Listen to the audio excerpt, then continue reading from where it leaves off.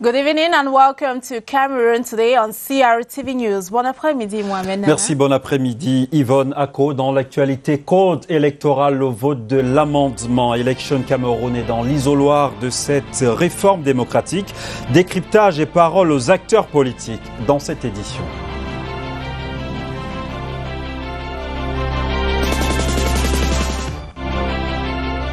Cameroon is currently witnessing a rapid increase in the number of COVID-19 patients, with about 33,749 cases recorded since the outbreak of the pandemic.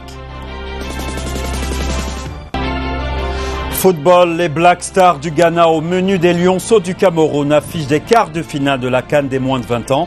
Une rencontre qui aura la saveur d'une finale le 17h et dans les vestiaires.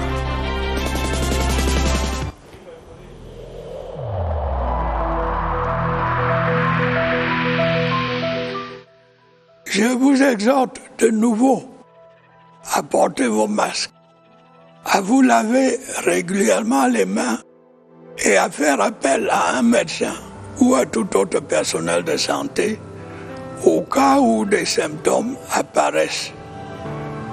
C'est le seul moyen de préserver les vies et de freiner la propagation du virus.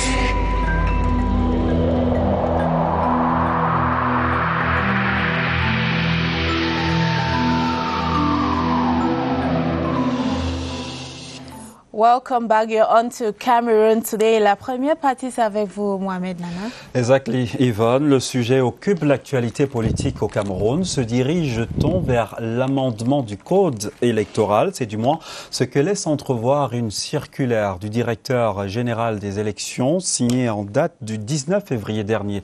Décryptage, Nadège Mba-Emma. Jean-Pierre Cambi et Pierre Servant définissent l'amendement comme une suggestion de modification partielle dans le cadre d'une procédure réglementée et destinée à être soumise au vote de cette Assemblée. Un amendement est donc ainsi une modification soumise au vote d'une Assemblée en vue de corriger, compléter ou annuler toute une partie d'un projet ou d'une proposition de loi en cours de délibération, mais aussi une loi préexistante. En général, le droit d'amendement, c'est-à-dire le droit de proposer des modifications au texte soumis au vote, est réservé aux membres de l'Assemblée concernée et éventuellement au gouvernement. Juridiquement parlant, il peut également s'agir d'une modification que l'on souhaite apporter à un contrat. Il sera alors opportun d'indiquer à même l'amendement que celui-ci fera partie intégrante et ou sera ajouté en annexe au contrat initial que l'on entend ainsi modifier. Et cette révision du code électoral, les responsables des partis politiques l'appellent de tous leurs vœux. C'est l'une de leurs principales revendications. Carlette Esso a recueilli leurs avis. Fraude électorale en instaurant un bulletin unique lors des différents scrutins. Cette revendication est commune à plusieurs leaders de partis politiques habitués des batailles électorales. Nous souhaitons avoir des élections à 2 tours avec des circonscriptions uninominales. Que le découpage soit fait sur la base de la population. 30 millions pour être candidat à une élection présidentielle, c'est trop élevé. La question de la crédibilité du processus taraude l'esprit des politiques qui critiquent l'indépendance et l'impartialité des organes de promulgation et de validation des résultats électoraux. Que le procès verbal issu d'une commission locale de vote soit déchargé à la commission communale ou départementale par tous les membres de la commission, qu'ils aient ensemble déchargé. Et il faut aussi qu'on permette que toutes les commissions puissent publier les résultats, que la commission nationale de recensement général de vote puisse publier les résultats des élections présidentielles. Ensuite, qu'on puisse contester. Si pour certains, le code électoral est à refaire au Cameroun, les amendements portent depuis le haut sur la constitution du pays, la loi fondamentale de laquelle est bâti le code électoral. Il faut relever cependant que le code électoral actuellement en vigueur a déjà connu des modifications. L'une d'elles en vue de l'introduction des élections régionales. Sur le terrain, elles ont été organisées après les élections municipales pour consacrer la légitimité des conseils régionaux conformément aux réclamations faites. Autre point querellé, l'organisation des élections en période de crise sécuritaire. The Director General of Elections has addressed a circular note to regional delegates proposing the amendment of the Electoral Code. The note signed by Dr. Eric Esuse is calling on the regional delegates to reflect on appropriate proposals to modify the Electoral Code, which has been a source of controversy during recent elections. Rita Makang now looks at the meaning of the law amendment. An amendment is a formal or official change made to a law, contract, constitution, or other legal document. It is based on the verb to amend, which means to change for better. Amendments can add, remove, or update parts of these agreements. They are often used when it is better to change the document than to write a new one. Only the legislative power is involved in amendment. Laws need to be amended over time to adjust provisions that are inadequate to respond to new needs, including supplementing rights. Otherwise, the text of the legal instrument cannot reflect social realities and political needs over time. In Cameroon, an amendment can be proposed by the head of state, the parliament, government, and heads of institutions. Où en est le Cameroun avec ses chantiers routiers? L'interrogation est au centre de la revue des projets au ministère des Travaux publics. 49 projets au total sont passés au peigne fin. Rodrigue Bertrand-Tueno. La situation du lot 1 de la route de désenclavement des bassins agricoles dans la région de l'Ouest est préoccupante. 5 ans après le démarrage des travaux, le taux d'avancement général est de 36,32% pour une consommation des délais de 89,30%. La faute aux insuffisances multiples de l'entreprise, telles que une quincaillerie à la place d'engins de qualité, l'absence de ressources humaines compétentes. Les mises en demeure n'y ont rien fait. Face à cette évaluation, l'entreprise a une nouvelle fois promis de se ressaisir. Ce que nous allons faire, c'est que nous allons doubler, voire tripler d'efforts pour réaliser ce chantier.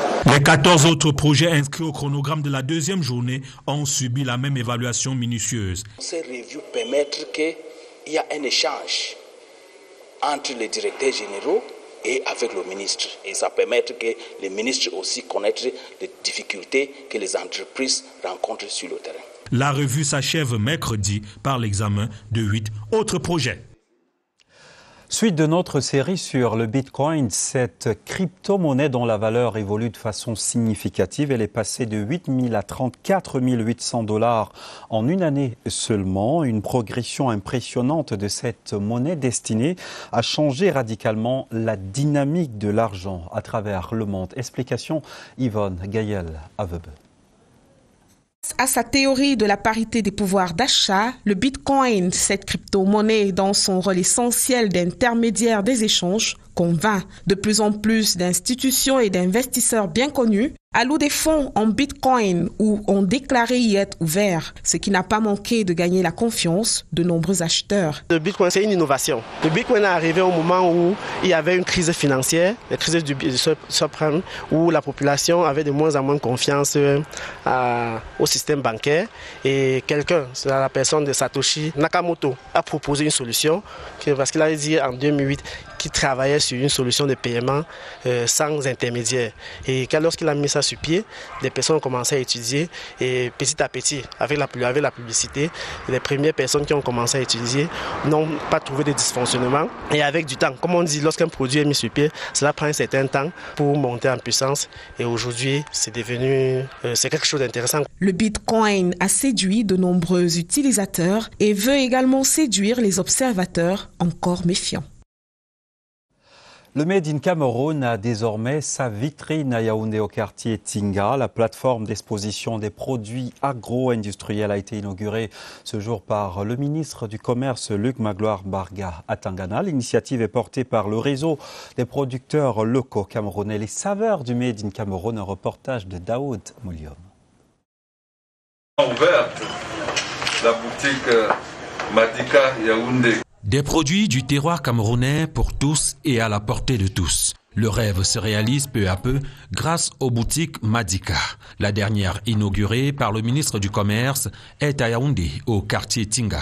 Une de plus sur une liste qui continue de s'allonger afin de rapprocher les consommateurs locaux et étrangers du savoir-faire du réseau Made in Cameroun. L'objectif visé ici, c'est de rassembler le maximum de promoteurs du Made in Cameroun autour des produits manufacturés locaux, qu'ils soient artisanaux ou semi-industriels. Encourager les jeunes à entrer dans le domaine de la transformation agroalimentaire. Membres du gouvernement et du corps diplomatique, acteurs, investisseurs et partenaires du secteur agricole ou agro-industriel, par leur présence, félicitent et encouragent l'initiative. Le soutien du gouvernement est déjà concret. La construction d'un immeuble siège de Madika à Yaoundé est annoncée. Nous voulons que ce soit une vitrine permanente, vitrine d'exposition, mais aussi lieu de vente et de consommation de produits locaux. Donc je confirme, les travaux sont en cours et cet espace sera mis à disposition avant la fin de cette année. Cela cadre effectivement avec notre vision. Le ministre Luc Magloire Barga Tangana recommande de consommer ces produits bio sans modération pour la cause de santé publique, mais surtout au nom du patriotisme économique. Alors Yvonne, pour faire vos achats à cette plateforme d'exposition, vous aurez besoin du Bitcoin.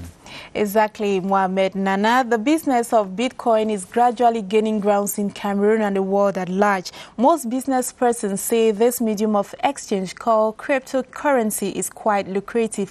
Laura Bate-Eya Anchang tells us more.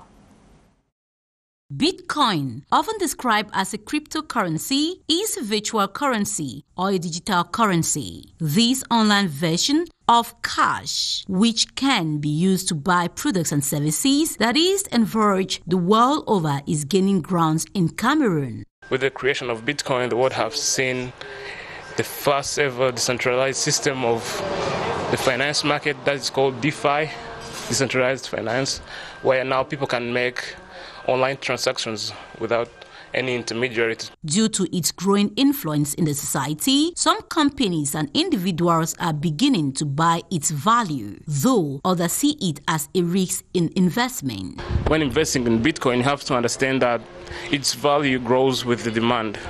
So as long as the demand is still rising, the price goes up, knowing that there is no one like controlling the whole transactions and stuff. So I think it's a great innovation. With its rising number of users, it is evidence that Bitcoin has come to stay. The Yaoundé Madika shop space in the Chinga neighborhood in Yaoundé has been inaugurated by the Minister of Trade, Luc Magloire Barga at Tangana. The commercial space is mainly for the sale of Made in Cameroon products, as you tell us, Lily Grace Mama.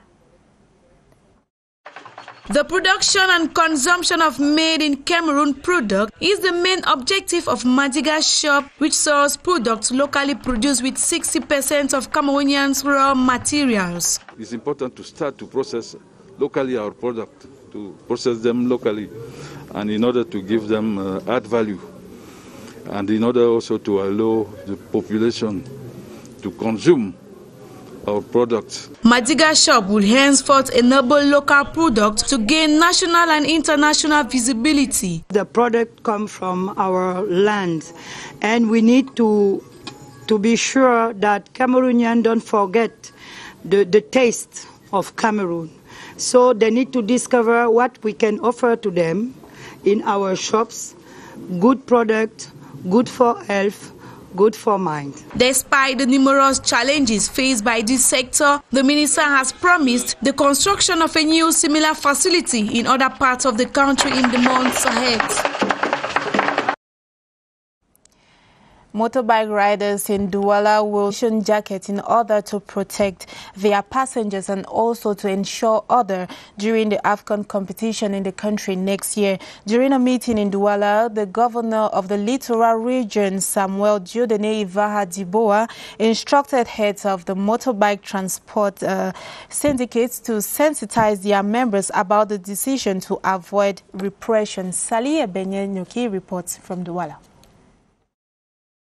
The motorbike transportation sector in Douala has for the past years attracted thousands of jobless youths who easily integrate because they don't see the necessity of formal training or documents. As a result, they are involved in deadly accidents and accused of the high rate of criminality around the city. On the instructions of government, the governor of the Littoral region convened a meeting with the SDO for the Vuri, the city authorities and bike transporter syndicates who have been working in isolation. We want them to work hand in hand and to combat violence in this city. Only identified bike riders will be allowed to circulate in particular subdivisions, and the population need to know. This jacket is the jacket which is agreed by the city of Douala. In the front, you have the yellow color and the logo is the community. And in the back, each council has its own color. This is red color for Council 4. So everyone who will see a motor taximan without this jacket do not take this motor taximan. The identification and training is on course with 606 bike transporters already trained. 716 more have registered for the next session, while 716 bikes whose riders do not conform have been seized. We're told in our headlines that the number of COVID-19 cases keeps increasing in the country, and this has been attributed to the non-respect of barrier measures to halt the spread of the disease. Clarence Gay now reports. Recent updates from the Ministry of Public Health indicate the number of COVID-19 victims is over 30,000 with close to 600 deaths. This drastic increase explains the non-respect of government's barrier measures against the pandemic. A good number of the population no longer adhere to the obligatory wearing of face masks. There is the absence of social distancing. Hand-washing buckets, hand sanitizers, among others, that used to be part and parcel of every institution are completely absent. We have noticed at the level of our population that with the release of the barrier measures by the government, the population has become a bit relaxed. So what we are doing at the level of the council is to continue to sensitize them and to encourage them to continue the practices of the riposte measures against COVID-19, which include social distancing. We practice social distancing during our celebration of marriages, and also we insist that our users wear their mask. This uncivic behavior is also common in the transport sector. Operators of this sector no longer ensure passengers put on their face masks and respect social distancing. However, the disrespect of these barrier measures to mitigate the spread of the pandemic continue to expose many to the virus, which eventually leads to death. Venons-en à ces chiffres macabres du Covid-19. Le Cameroun compte à ce jour 523 décès sur les 33 749 cas notifiés. Une situation préoccupante qui trouve son explication dans le relâchement des mesures barrières. Aboubakar Abou. Des attroupements monstres, des visages sans masque, des mains qui se serrent, des corps qui se touchent et qui se frottent. C'est la nouvelle réalité dans les rues camerounaises. Depuis l'assouplissement des mesures de riposte, beaucoup vivent la mort présumée du Covid-19 dans une insouciance troublante. La cote d'alerte nationale monte, mais la courbe des précautions baisse. Les occasions de rassemblement désertées auparavant ont retrouvé le plein de leurs invités. Anniversaire, mariage, concert, funérailles, la peur est partie et la conscience avec. 33 749 cas de contamination et 523 décès, données actuelles. C'est à croire que rien n'est fait, que non. Les dispositifs sont toujours en place, mais c'est l'attitude de la population. Nous avons constaté que c'est pas assez de usagers passent par les points de lavage de mains, mais c'est notre rôle de les guider vers ces points. Lors des audiences, nous insistons que les usagers portent les masques. La CRTV, elle, relaie au quotidien à la radio comme à la télévision des messages de sensibilisation. Mais quand la responsabilité collective est aux abonnés absents, le rêve ne peut être que de courte durée. Le rêve d'une population consciente, résolument engagée dans le verbe et dans l'action, dans la lutte contre le coronavirus. Le cauchemar Covid-19 rôde justement, menaçant d'un sommeil éternel tous ceux qui s'endorment imprudemment en délaissant ses habitudes utiles. Autre menace, c'est celle de la grippe aviaire. Elle est bien réelle dans la région de l'Ouest. Le virus hautement pathogène s'est déclaré dans un pays voisin au Cameroun. Les responsables de la santé animale resserrent la ceinture sanitaire. André Aristide Combat. Les aviculteurs de la région de l'Ouest doivent resserrer les rangs pour barrer la voie à la contamination et à la propagation du virus responsable de la grippe aviaire.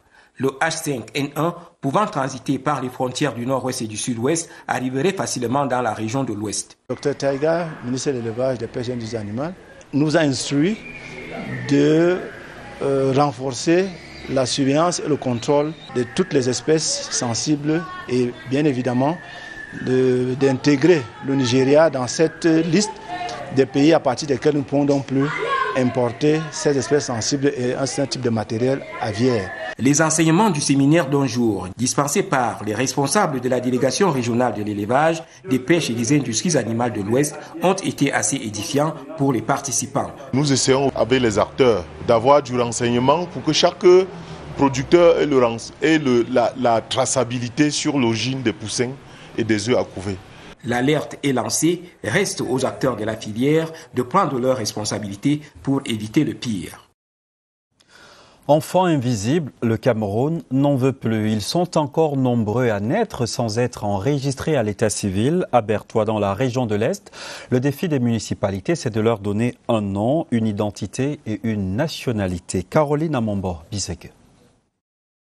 Salle des actes de la commune de Ngouela vient de servir de cadre à la double cérémonie d'évaluation des 12 premiers mois du mandat de l'exécutif municipal qui se résume en termes d'ouverture de la route Ngouela-État, la construction des salles de classe, centres de santé et points d'eau entre autres réalisations. Le point culminant de cette cérémonie aura été la remise de plus de 400 actes de naissance aux filles et fils de Ngouela pour leur permettre d'accéder à la citoyenneté.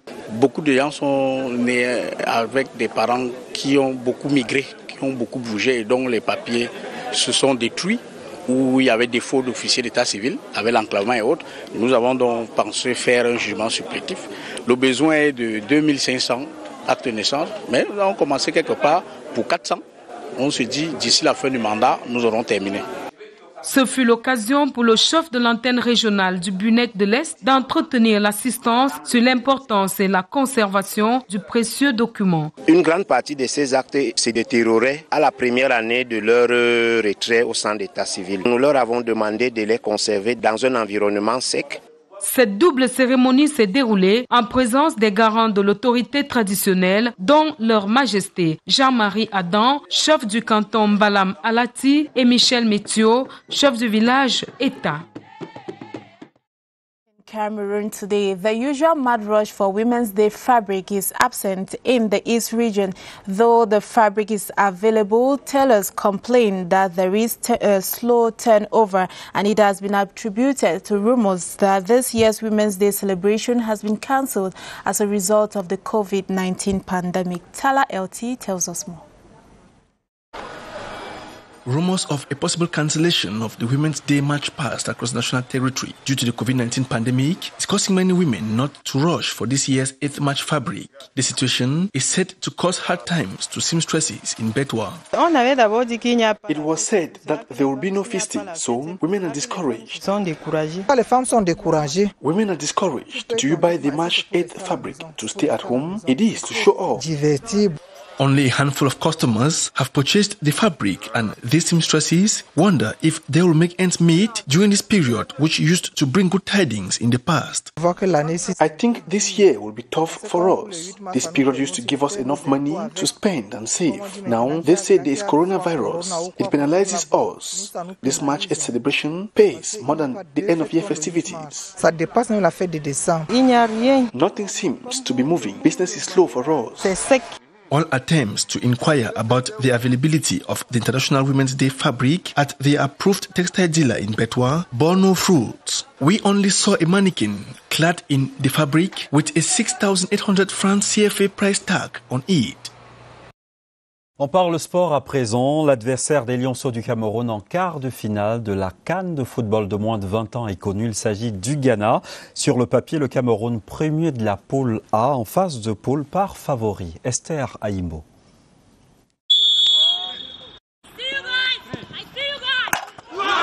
Après sa fulgurante victoire face au Mozambique sur le score de 4-1, le Cameroun, vainqueur des 3 matchs de la phase de groupe, et premier qualifié de la poule A, est le premier qualifié pour les quarts de finale de la CAN des moins de 20 ans. Les poulains de Christophe Ousmano affrontent le Ghana, qualifié parmi les meilleurs troisièmes à l'issue de la phase de groupe. Ngoma qui centre bien, le ballon dans la surface. Oh, l'occasion énorme! Et le but, il est magnifique! Meilleur troisième également, les Tunisiens qui se sont fait peur face à la RCA. Croisent le Maroc, premier du groupe C, le 25 février prochain au stade Cheikh Ould Bouidia Nouakchott. La bande à El Mehdi Moubarak a eu son salut grâce à la victoire 3-0 cintrée de la Tanzanie lors de leur dernière rencontre. Dans le camp adverse. Le Burkina Faso, premier du groupe B, partira légèrement favori devant l'Ouganda, deuxième du groupe A. Le but contre toute attente. Les deux qualifiés surprises dans cette compétition, la Centrafrique et la Gambie, qui ont terminé deuxième de leur groupe respectif, s'affrontent le 26 février prochain pour un billet en demi-finale de la 22e édition de la CAN U20 en Mauritanie. Il y a match ce soir. Les 8e de finale de la Champions League se poursuivent ce mardi. 2 affiches alléchantes. Le Bayern de Munich, détenteur du titre, se déplace pour affronter la Lazio de Rome. L'Atlético Madrid sera face à Chelsea à Bucarest. Et Robert Collins Biama est déjà dans le match.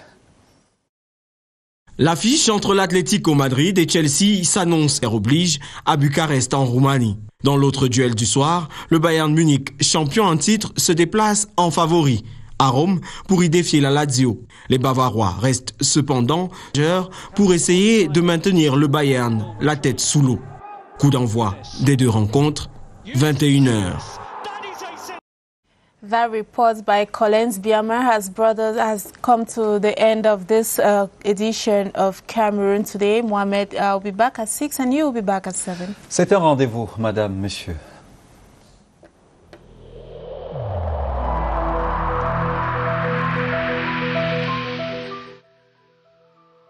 Malgré nos efforts, le Covid-19 a endeuillé de nombreuses familles et provoqué de graves difficultés dans le fonctionnement de notre économie et de notre société.